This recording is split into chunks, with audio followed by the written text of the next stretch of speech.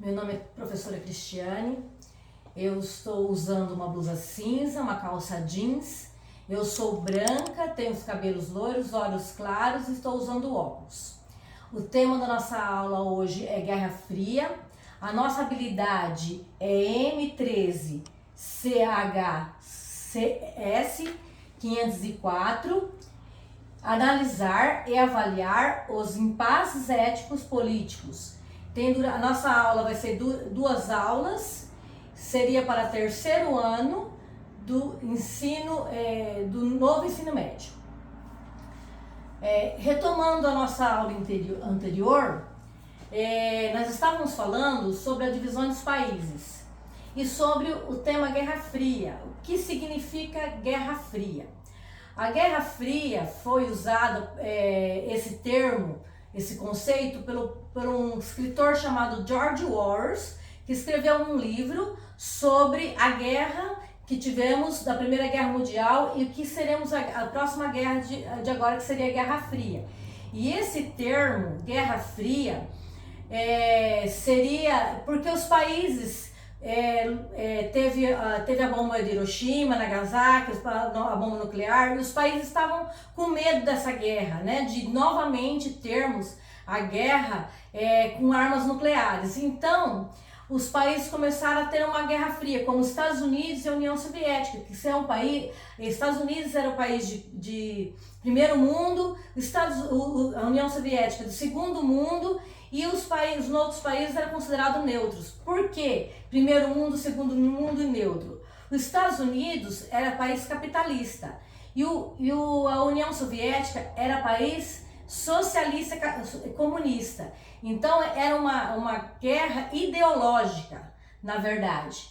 E eles começaram a querer assim a hegemonia do mundo. Então, para isso, eles começaram com uma corrida armamentista.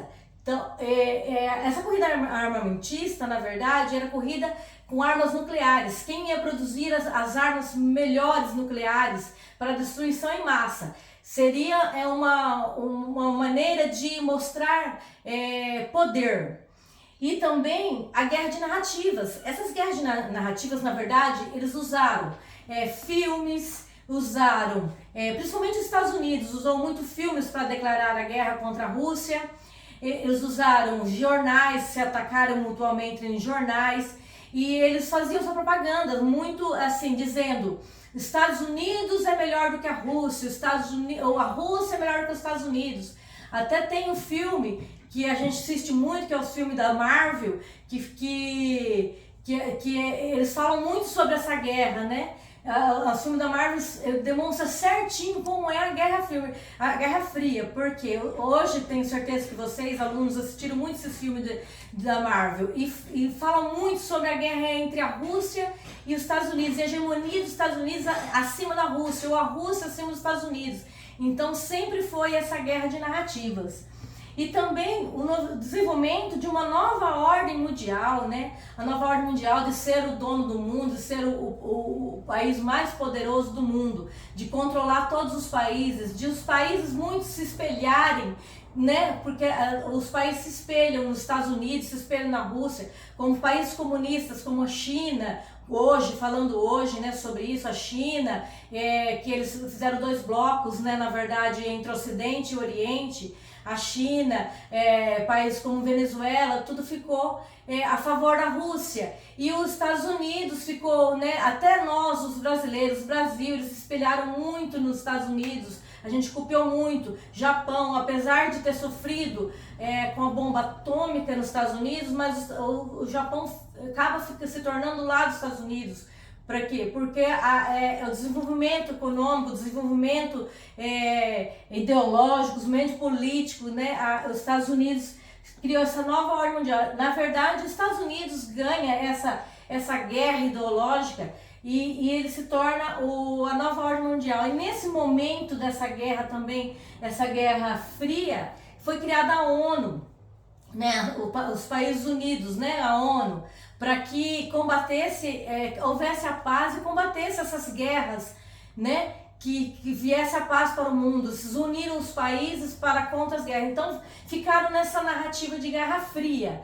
não foram realmente na guerra bélica, né? Por isso que chamamos de Guerra Fria.